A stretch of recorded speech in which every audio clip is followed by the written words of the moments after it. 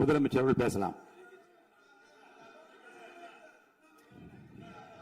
இந்த டாஸ்மாக் மாதிரியே பல டிபார்ட்மெண்ட்லயும் மறுபடியும் சொல்றேன், கட்சி நிதின்ற பேர்ல அடிச்ச கொள்ளைய ஒண்ணு ஒண்ணா கவர்மெண்டோட கஜானாக்குள்ளேயே கொண்டு சேர்த்துக்கிட்டே இருக்கிறாங்க. இப்பவும் சொல்றேன், மக்கள் பணத்துல இருந்து ஒரு பைசா கூட தொடமாட்டோம், தொடவும் விடமாட்டோம், தொட்டா விடமாட்டோம், இதுக்கு முன்னாடி தொட்டவங்களையும் விடமாட்டோம்.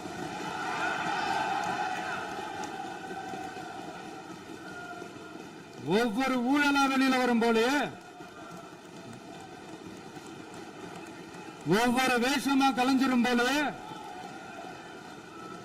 இங்க இருக்கிற நிறைய பேரு நடுங்கி போய்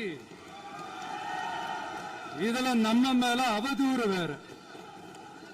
இப்ப புதுசா ஒரு வெப்பன் ஒண்ணு கொண்டு வந்திருக்காங்க. அது என்ன தெரியுமா? அவங்க தயவால தான் நம்ம ஆட்சி நடக்குதான். மக்கள் தயவால இந்த ஆட்சி நடந்துகிட்டு இருக்கு. மனசாட்சி உள்ள சக்திகளோட ஆதரவால இந்த ஆட்சி நடந்துகிட்டு இருக்கு. நாங்க தான் அனுப்பி வச்சோம், நாங்க தான் அனுப்பி வச்சோம் அப்படின்றாங்களே. அனுப்பி வச்சவங்களுக்கு மினிஸ்ட்ரியில இடம் கொடுத்தா ஏன் கதறீங்க? இவ்வளவு கதறல்ஸ். இதுல இன்னொரு முக்கியமான விஷயம், மார்க்சிஸ்ட் கம்யூனிஸ்ட் கட்சி நமக்கு ஆதரவு கொடுத்தது சுயேட்சையா எடுத்த முடிவுன்னு சொல்றாங்க. அதே மாதிரி இந்திய கம்யூனிஸ்ட் கட்சி நமக்கு ஆதரவு கொடுத்தது சுயேட்சையா எடுத்த முடிவுன்னு சொல்றாங்க. இதுல எங்க இருந்து நாங்க தான் அனுப்பி வச்சோம், நாங்க தான் அனுப்பி வச்சோம்னா புரியலையே. மக்களுக்கு நல்லா புரியும், எல்லாத்தையும் தெளிவா பார்த்துக்கிட்டு இருக்கிறாங்க.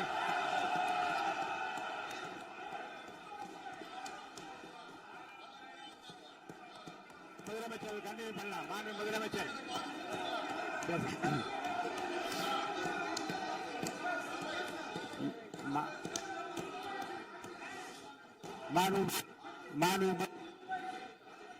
முதலமைச்சர் அவர்களை கண்டினியூ பண்ணலாம். நீ கண்டினியூ பண்ணலாம்.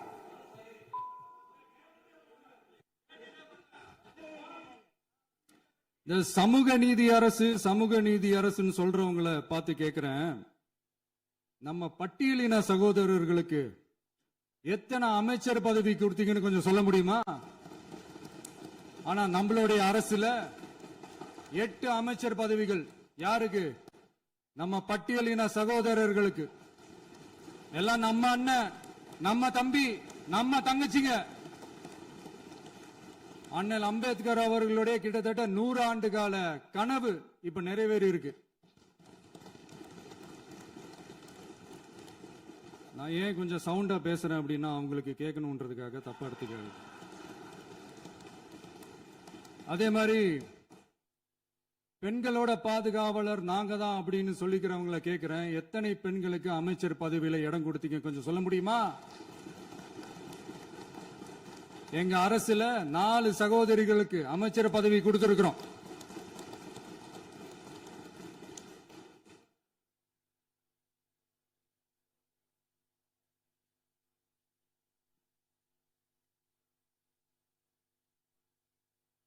அதனால மக்களால் நிராகரிக்கப்பட்டு மக்களால் அகற்றப்பட்டவங்களுக்கு ஒண்ணு சொல்லிக்கிறோம், தப்பே செய்ய மாட்டோம், ஊழலே செய்ய மாட்டோம், நேர்மையா தான் இருப்போம், நியாயமா தான் இருப்போம் அப்படின்னு சொல்றவங்களால மட்டும்தான் கூட்டணி ஆட்சி அமைக்க முன்வரும். ஆட்சியிலையும் பங்கு, அதிகாரத்திலையும் பங்கு கொடுக்க முன்வரும். ஊழல்லையே ஊறி போனவங்களால இந்த கூட்டணி ஆட்சியோ, ஆட்சியிலையும் பங்கு, அதிகாரத்திலையும் பங்கு கொடுக்க முன்வராது.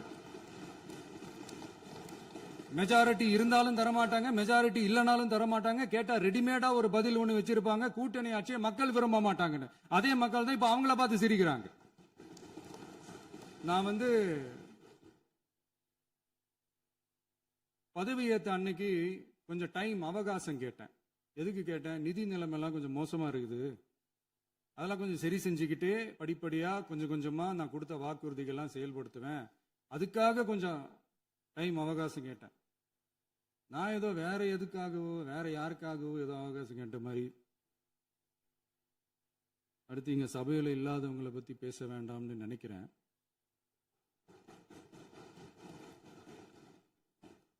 இங்க நம்மளை பத்தி அவதூறு பரப்புறதோட மட்டும் இல்லாம இப்ப நம்ம மக்கள் மேலேயும் அவதூறு பரப்ப ஆரம்பிச்சிட்டாங்க. மக்கள் நமக்கு ஓட்டு போட்டது தப்பான், குடும்பம் குடும்பமா நமக்கு ஆதரிச்சது தப்பான். இது இப்ப இல்ல, நான் சொல்றது எம்ஜிஆர் அவர்கள் காலத்திலிருந்தே. அப்பவே அவர் ஜெயிச்சப்போ அதே மக்களை தப்பு தப்பா பேசுறது. மக்கள் என்ன பண்ணிட்டாங்க, எம்ஜிஆர் என்ன பண்ணிட்டாரு, எம்ஜிஆர் என்ன இது பண்ணிட்டாரு.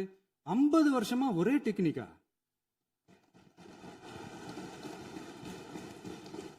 டெக்னாலஜி எல்லாம் மாறி வேற எங்கேயோ போயிட்டு இருக்கு பஸ். இதுல கொஞ்சம் டெக்னிக்காச்சும் கொஞ்சம் மாத்தினா கொஞ்சம் நல்லா இருக்கும். அதனால மக்களுக்கு யூஸ்ஃபுல்லா இருக்கிற மாதிரி இந்த ஆக்கப்பூர்வமான கருத்துக்களோ ஆக்கப்பூர்வமான யோசனைகளோ இருந்தா சொல்லுங்க. அதை நாங்க டெஃபரெண்டா எடுத்துக்கிறோம். ஆனா அதை விட்டுட்டு இந்த நக்கலு நையாண்டி சம்பந்தம் இல்லாத பேச்சு இதெல்லாம் பேசிட்டு அப்புறம் முதல்வர் பதில் சொல்லல, முதல்வருக்கு பதில் சொல்ல தெரியல அப்படின்னா அப்புறம் என்ன சோஃபா மாடல் ஆட்சியா? அது என்னன்னு புரியறதுக்கே எனக்கு ரொம்ப நாள் ஆச்சு. இந்த sofa set, table chair, teapoy, furniture பிசினஸ்லாம் வேற எங்க வெளியில போய் பண்ண சொல்லுங்க. அப்படி அந்த பிசினஸ் தான் பண்ணணும்னா நிறைய பிசினஸ் பண்ற மாதிரி வெளியில போய் பண்ண சொல்லுங்க, இங்க சட்டசபைக்குள்ள வேணாம்.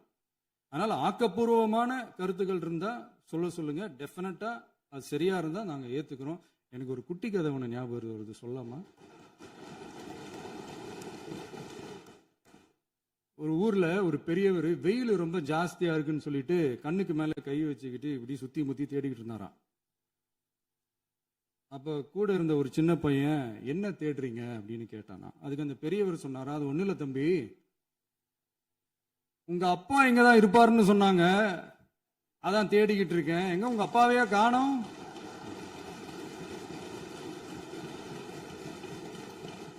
இல்ல அந்த எங்களுக்கும் நக்கலா நையாண்டியா சம்பந்தம் இல்லாத குட்டி கதை இதெல்லாம் எங்களுக்கும் பேச தெரியும்.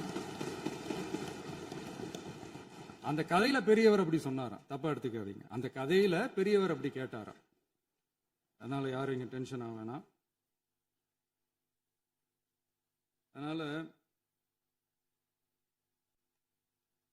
இன்னொரு இந்த என்னுடைய உரையை முடிக்கிறதுக்கு முன்னாடி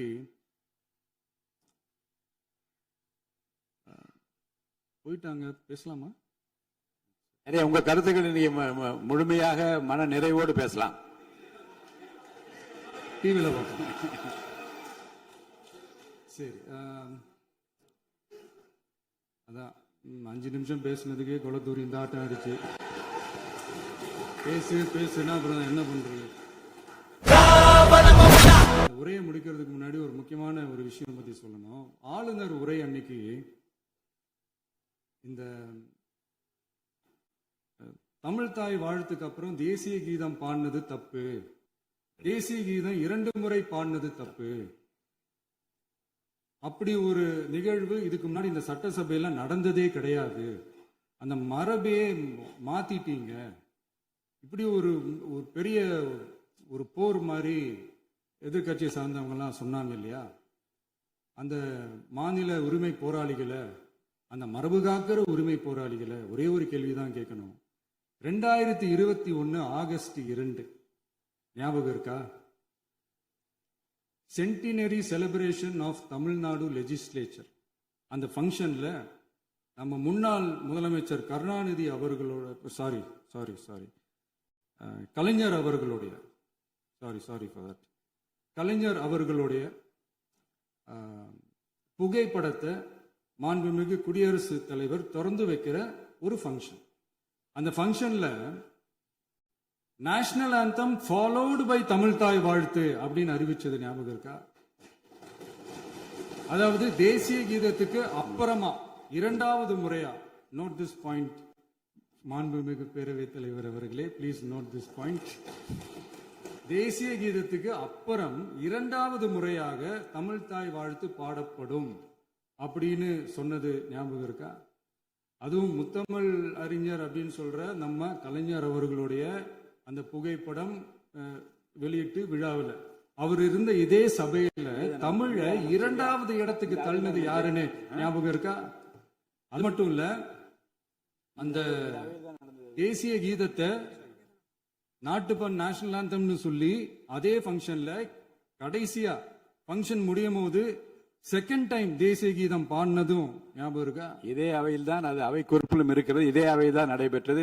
இந்த book தக்க நேரத்தில் இந்த ஆதாரங்களை அளித்த மாண்பு முதல் அவர்களுக்கு நன்றியை தெரிவித்துக் கொள்கிறேன். டவுட் இருந்தா இந்த புக்கை பார்த்து தெரிஞ்சுக்கலாம். அதனால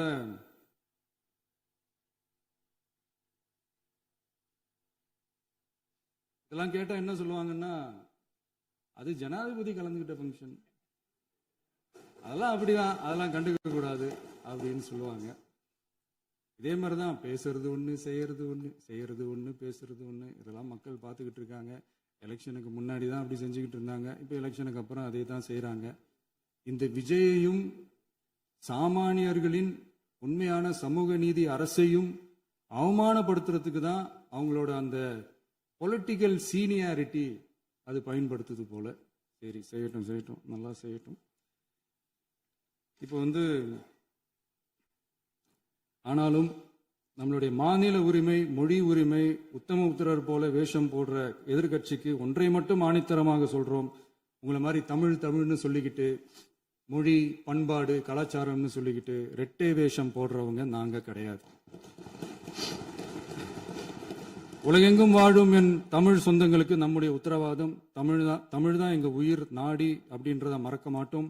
இப்பவும் சொல்றோம், மாநில உரிமையில எப்பவும் உறுதியா இருப்போம். அதே சமயத்துல அரசியல் வேற, ஒன்றிய மாநில அரசுகளுக்கு இடையே இருக்கிற நிர்வாக அணுகுமுறை வேற. இதுல நாங்க ரொம்ப தெளிவா இருக்கிறோம். அதனால எங்களுக்கு பாடம் எடுக்கிறதா நினைச்சுக்கிட்டு உங்க வேஷத்தை நீங்களே கொஞ்சம் கொஞ்சமா கலைச்சிக்கிட்டே வர்றீங்க, மறந்துடாதீங்க. அப்புறம் நேத்து எதிர்கட்சி தலைவர், மாண்புமிகு எதிர்கட்சி தலைவர் பேசும்போது நிறைய பேசினாங்க. அதுல ஒண்ணு மட்டும், அரசு சொல்றதா நினைச்சுக்கிட்டு நம்மளை இன்டைரக்டா ஈவில் அப்படின்ற அந்த வார்த்தையை யூஸ் பண்ணாங்க. எனக்கு ஒன்னே ஒண்ணுதான் சொல்லணும்னு தோணுது. ஈவில்ஸ்னு டெவில்ஸ் பேசக்கூடாது.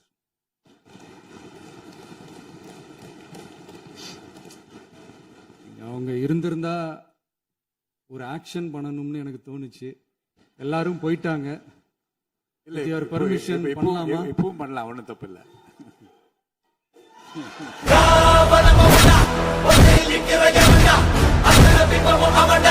உலகாண்ட